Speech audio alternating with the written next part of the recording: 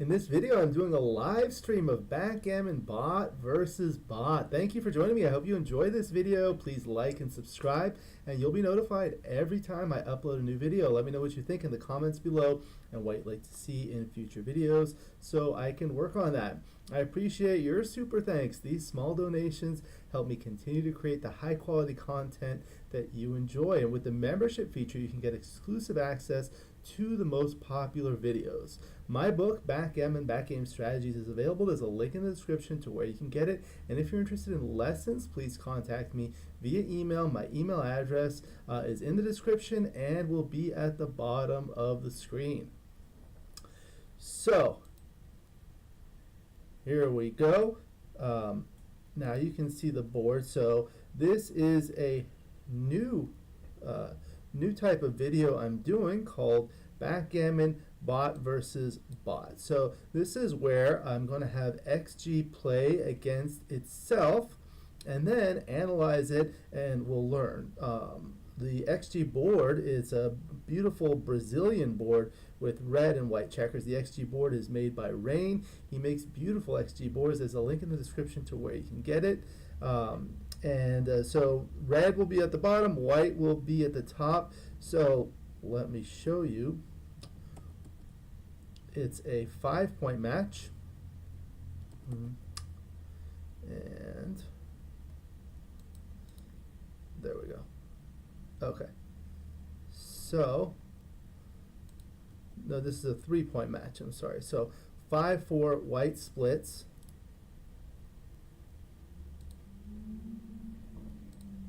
Alright, now 3-2, so you can see the board on the main portion of the screen, my video on the upper right, live chats on the lower right. So put in your comments.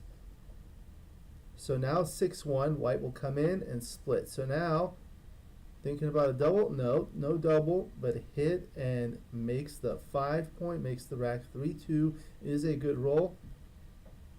I've slowed down the speed so it doesn't go too fast. 6-4 makes the 9-point.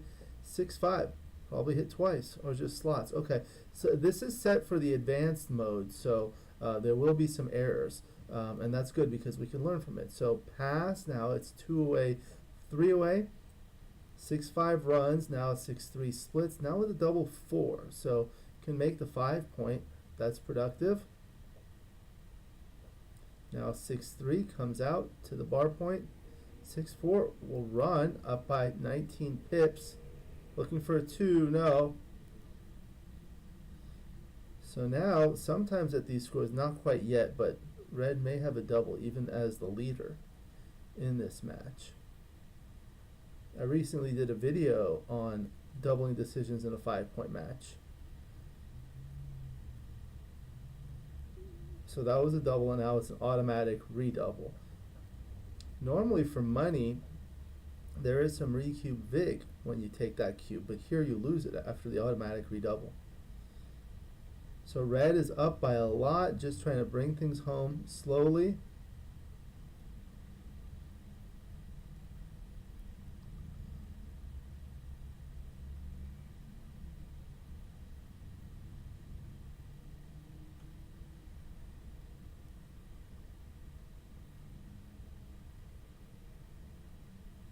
Six two is forced. Now here's the double shot. 4-2 will hit. 6-4 come in low. Okay, didn't stay back. So this is going to be a race. Pretty boring match, this one, but we'll be able to analyze it and probably start a new match.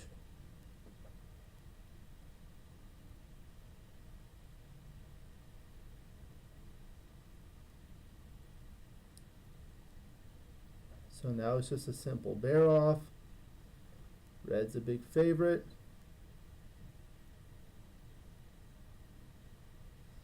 After the match, we'll take a short break. I'll save the file and then we'll analyze it. So that's gin. Okay, so we'll take a break.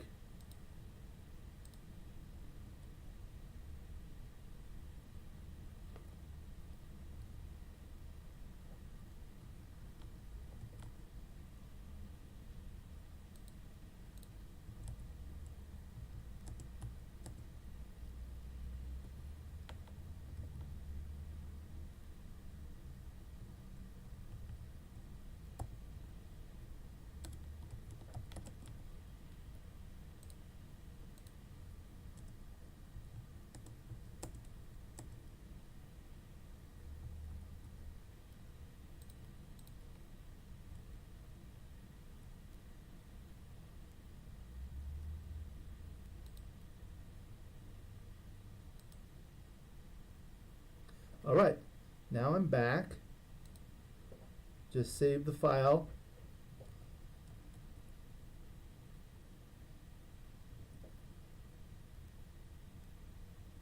Give me just a moment.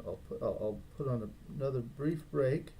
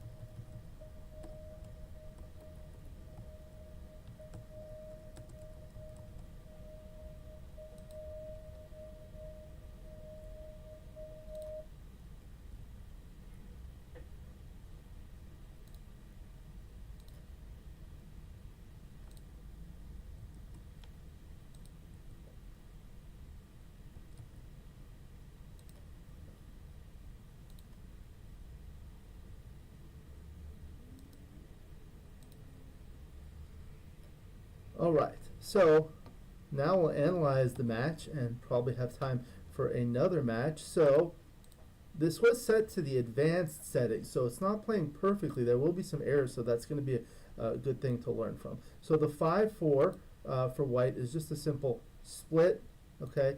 Then the 4-2 just makes the 4 point. Then 3-2. Okay, so it looks like it slightly prefers coming out here, resulting in this position. And you just basically don't want to be pointed on. This is close, but you don't want to be pointed on or hit loose. Okay, then the 4-1, that's exactly what happened here. And the 6-1 came in and out. Now this was a cube. So this is what I was looking at. This is a double, but it's a take. So let's take a look at it here on this other board, and I'll put that up here. Okay, so now we see the other board, and what I like to do is look at it for money. For money, it's a borderline take. You need to activate the gammons because of the Jacobi rule. Now this was a 3-point match. Let's look at it at different match scores. So let's say it's like a 7-point match. It's early, small or double, but at the 3-point match it was worth more. So let's take a look here. That was 600 something. Now it's 731. Why is that? Because you're winning a lot of gammons, which will win you the match, but the single wins get you to the Crawford game. So that's important. What if the score were 3 away, 2 away? Now those gammons are big. That becomes a pass. Okay? And if the score is reversed, 2 away, 3 away, now it's not going to be a double. It's a blunder to double. So this is a very good exercise that I recommend that people do to learn about match-based cube strategies. Okay, so that was that, and then the move was 6-2, which was perfect, and that was basically a market loser. But the 3-2. So let's see what happens here. We'll put this on the board. Let me show the other board. Okay, so now let's say we're in this position.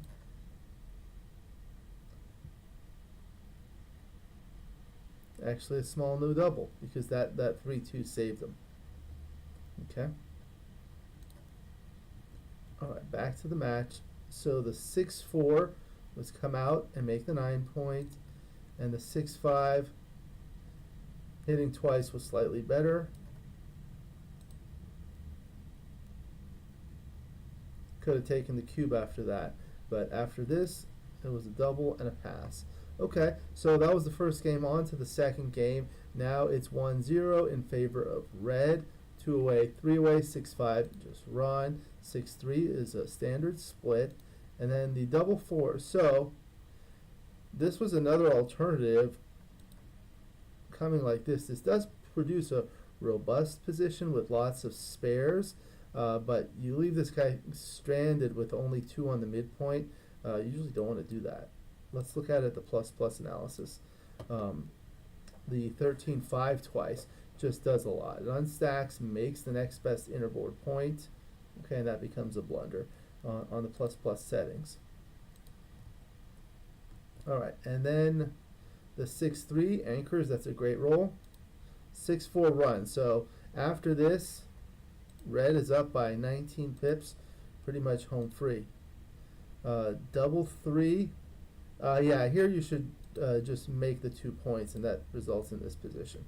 You want to strengthen your home board so that you can be a favorite if you hit more dancing numbers. Okay. Then the 6-5, 14-8, 6-1. These were all tied, and then the 2-1 basically wants to bring the spare here, like this, resulting in this position. It's always nice to have a spare here and have this stripped. When you have it the other way, this is stripped and there's a spare there, it becomes awkward because you really want to use a spare here to unstack to make the point. So now you can use this to come down, whereas this you're not afraid to break the point. You'll break the 8 point, but you're not going to break the 6 point to hit. That's why it's useful to have a spare there. Okay, so now this was a double. Okay, so let's see this for money.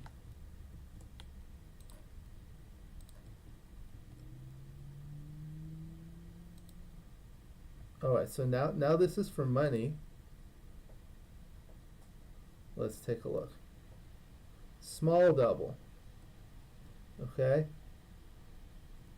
Small double worth 667, but here it's worth 811 because you're winning the match. Okay, so look at what happens here. You have this re-cube vig. So on the left, you can see it says double take, and then you can see the cube full equities, no double, double take, and double pass. So the cube full equity for double take is 0.667. If you look in the rectangle above that, where it says cubeless equity, and there's a green horizontal bar below that, to the right of that there are 2 numbers, N and D. Cubeless equity for no double is plus 0.435. The cubeless equity for double is plus 0.866, almost exactly double. Anyway, the difference between the cubeless equity and the cube full equity gives you the value of cube ownership. So you see that's about a 200 millipoint difference. Okay? Now, over here, basically that's not the exact value that it should be because here in the match, it looks like the cubeless equity for double is 1.490. But that's not the true value because that's assuming there's not going to be a redouble.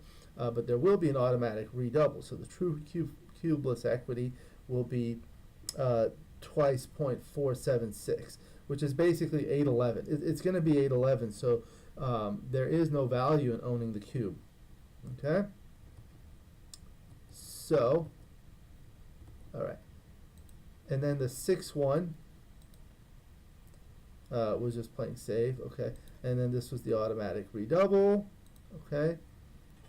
And then for those that are not familiar with that, the automatic redouble is the following. So, red leads 1-0. So, red needs 2 points to win. So, red is 2 away. White needs 3 points to win. So, white is 3 away. Once red doubles to 2, red will win the match after this game if he wins no matter what. So white has nothing to lose by redoubling it and winning the match herself. Okay, so that's why it's an automatic redouble. All right, then the 3-2. Here, you don't want to leave the blot. You want to just make the point, resulting in this position. Okay. Then the 5-1. This doesn't really matter. 3-2 is just building the board, and red is basically trying to come home safely. The 6-1.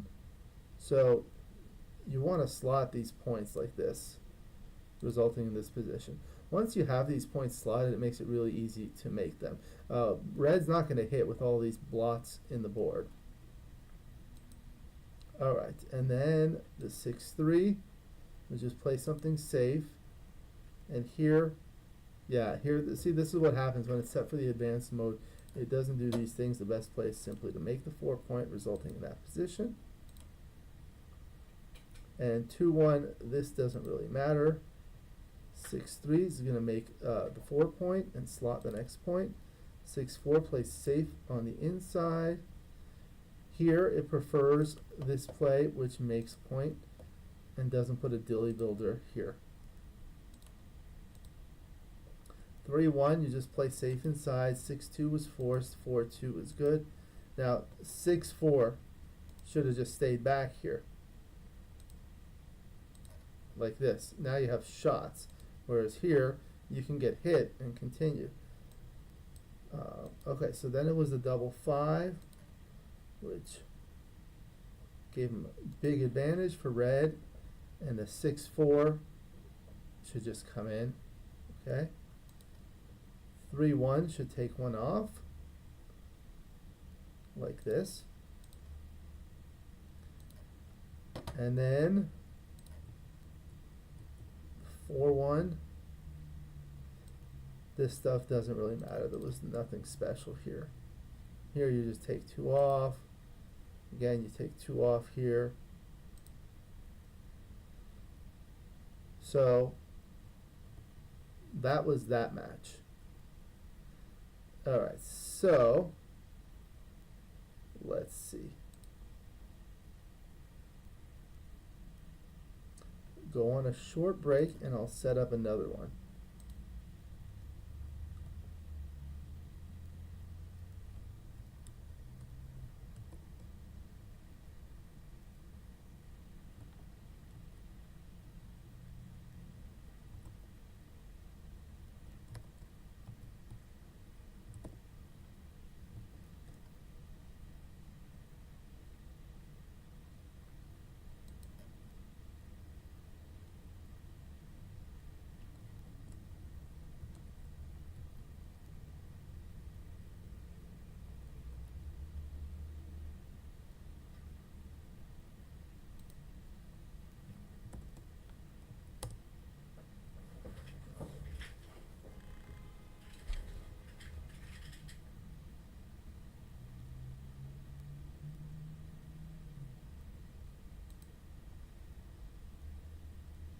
All right, now I'm back. So this is going to be match number 2, learning backgammon from the bot. This is a very good exercise I like to do. You know, even when I play against XG, I oftentimes look at XG's moves because you can learn from that. And this is XG playing itself, but this is advanced setting, playing at advanced settings, so it's not playing perfectly. Okay, so another 3-point match. Red starts with a 6-5, incorrectly splits. 6-5 should hit twice here. Does so. Now red has 2 on the bar, comes in with both with the 5-2. White's looking to attack. 4-2 can hit and continue. There you go. Oftentimes once you slot the ace point, you want to make it. Now 3-2. Okay, comes in, anchors. 6-1 is going to make the bar point. Double 4. So make 2 points on the inside. Nice strong board. Double 5, that's awkward. Okay. 6-1, that's a good roll. Hits. 5-4 is a great roll to anchor. Okay. Now 6-5, can't move the back checkers, plays that way, hits loose. Double 3 comes in, makes the 5-point, makes the 4-point. Okay, makes the 4-point. 4-3. Oh, I think I would have escaped one checker, or at least considered it. That'll be a good one to look at. Okay, play safe. Doubles. I don't know about that double. We'll take a look at it. Okay. Now 5-2. White's going to have trouble like bringing things home. It's loose. Looking for a 2. No, dances. 5-4 brings it around. Now 6-1 doesn't hit, just covers. Now white's a big favorite. Red danced, 4-2. 4-2 again.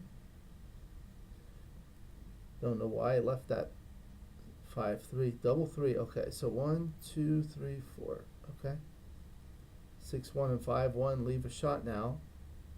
There it is. Okay, looking for an ace. Got it. All right, so red's doubling right away, and it's going to be take for the match, so this is going to be another short one. Not going to hit here. So now this is going to be another race.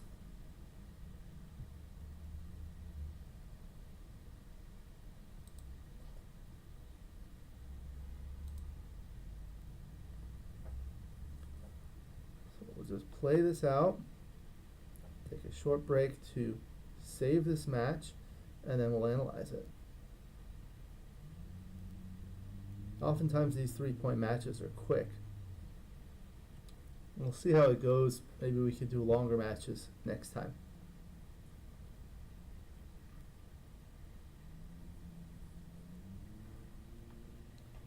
All right, so that's it.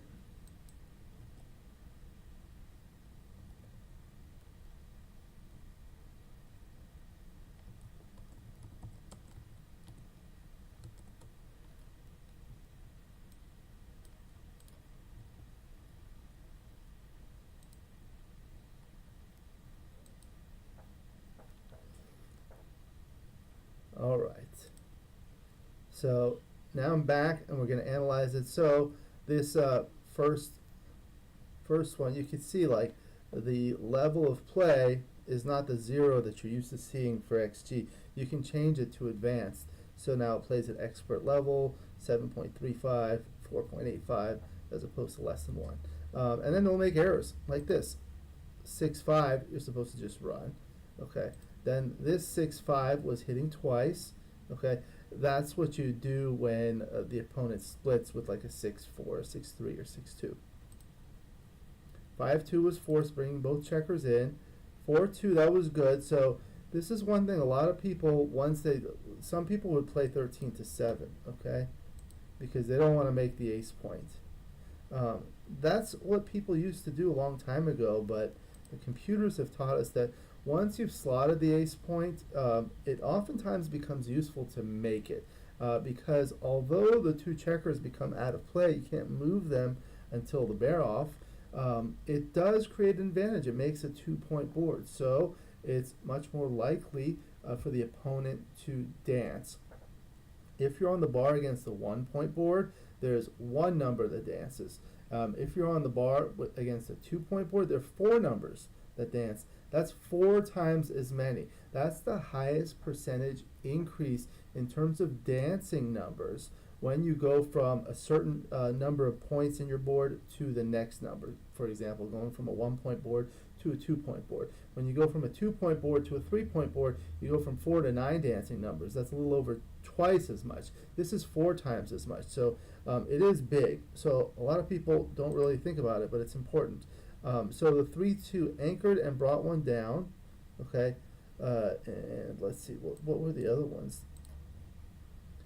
You just want to anchor here. It's a little awkward to anchor on the 23-point, but you just leave yourself liable to too many shots if you come like this, resulting in this position. Outboarded. 6-4 is duplicated, but there's 5-3 also. Like double 3s and double 5s, and double 4s. Okay, so then the next is a 6-1, just make the point, and then the double 4 can't move the back checker, so just make the 2 points, and then the double 5 was a little too fast. It moves a lot of freight, as my good friend Bill Ryle says. So that results in this position. So what happens is you've broken the midpoint. These 2 checkers are still stuck on the 24-point, called Glued on the 24-point by Michihiro Kageyama. Now you're going to have a hard time bringing these around. If you read, well, there are many books, but specifically Francois Tardieu's outstanding book, Backgammon Strategic Concepts, he discusses the purpose of the midpoint is basically a resting place for the back checkers to come around. Is in the opening position, the major liabilities for both sides are the two back checkers. So they're basically 11 pips from the 11 points from the next closest checkers. So oftentimes you'll split with a 6 or a 4 or whatever in an attempt to either make an advanced anchor or possibly escape one of the back checkers. Once the midpoint is broken, white's going to probably clear this soon, in which case the white will have a very difficult time extricating these back checkers safely. So you want to think about that, and this is what I call an overextended position. When you have both ace points, that just makes things really hard because you cannot use these for mobility, and without these there are only 11 checkers that you can usefully play, okay? And it just becomes really difficult to bring things home. Okay, so then the 6-1 here, look at that, it was better not to hit, resulting in this position. So what happens when you do hit, it results in this position. This does give a little bit of mobility, so there is the double 5 joker, but you can make the anchor with rolls like 3-2 and 5-4. Okay, don't want him to do that. It's better to just let him escape. Now these 6s are blocked. All right, then the 5-4. That was a great roll, so that's exactly what happened. Then the 6-5, this was blocked, had to play like this. Double 3. Okay, I was thinking of making the 5-point here. Okay, so that results in this position. Making the 5-point results in this position. Guess you want to block the 6s. Okay. Now 4-3. Just play safe here. 6-2 brings one out. 5-4. Just play safe. And this was a double. I guess it's not because you have such a good position, but because red's position is so bad. Okay? So red's going to kind of break something, and then white will have full control of the outfield. So strong double, but still a take. Especially a three-way, you have to double more aggressively. So let me put it on this board, and let's take a look at it for money and see what happens here. There we go. See, now it's only worth 780 millipoints. Here, at this score, it's worth a lot more. So why is that? Because of these the 68.7% winning chances, 69% of the time, you're going to get to you're going to get to the Crawford game. So that's valuable. Okay. 5-1. It preferred this one. What happens here is after this, you do leave this blot here, but there's nothing that red's going to attack with. The only thing is like double 4. Okay. Next was 3-1. So this is where you want to split, start getting things moving. 5-2. Not a good roll. Had to play it that way. And then the 6-2 was good. Just run out 1. 5-4. This is where you hit. Okay, so this is like the what we call a DMP play.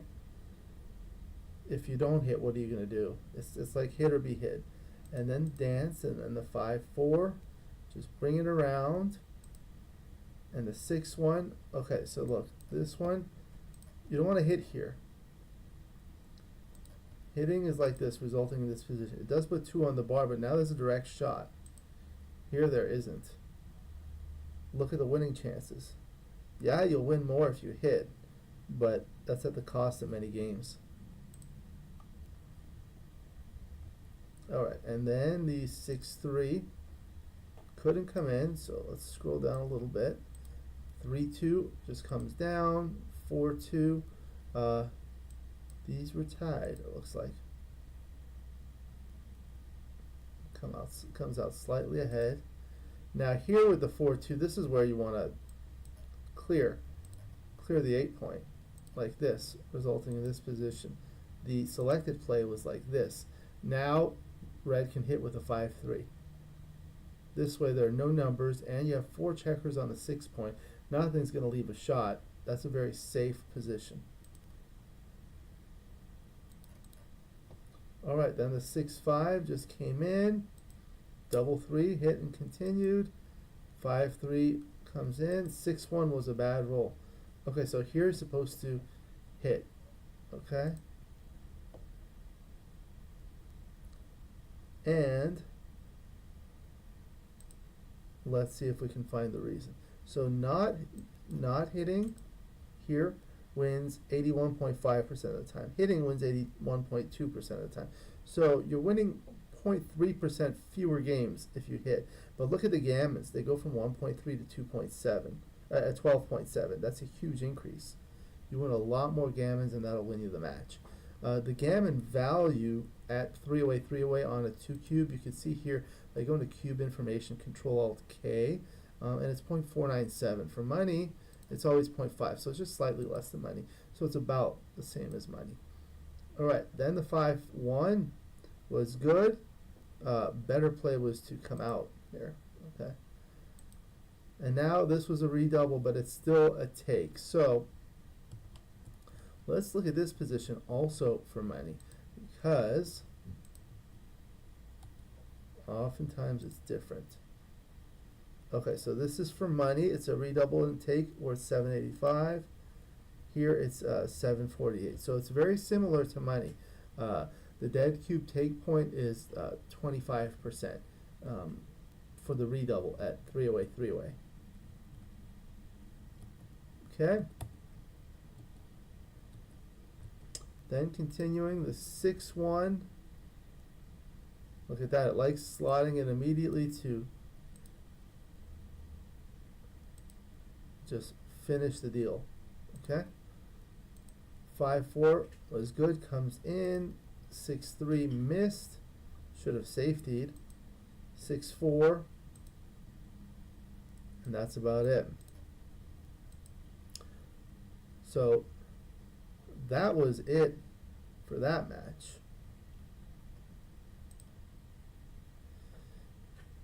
So that was 2 3-point matches. Learning this is the Backgammon Bot Versus Bot series. So you can learn a lot from watching XG. It's just like watching a good player play. You watch them play and you learn. You see things they do. And this is the same thing. If you have XG, you have access to the best player in the world. And you can adjust the settings. So you don't have to have the extreme gammon setting play against extreme gammon. You can change it. So in this case, I did advanced, and that helped a lot because that makes some errors, and that's similar to humans who make errors, and you can see those errors and learn from them. So that was the first in a series of the Backgammon Bot versus Bot. I'm going to be doing these as live streams, so thank you to everyone for joining me. I hope you enjoyed this video. Please like and subscribe, and you'll be notified every time I upload a new video. Let me know what you think in the comments below and what you'd like to see in future videos so I can work on that. I appreciate your super thanks. These small donations help me continue to create the high quality content that you enjoy. And with the membership feature, you can get exclusive access to the most popular videos. Again, my book, Backgammon, Backgame Strategies, is available. There's a link in the description to where you can get it. And if you're interested in lessons, please contact me via email. My email address is also in the description. I look forward to seeing you in future videos. And until then, keep rolling.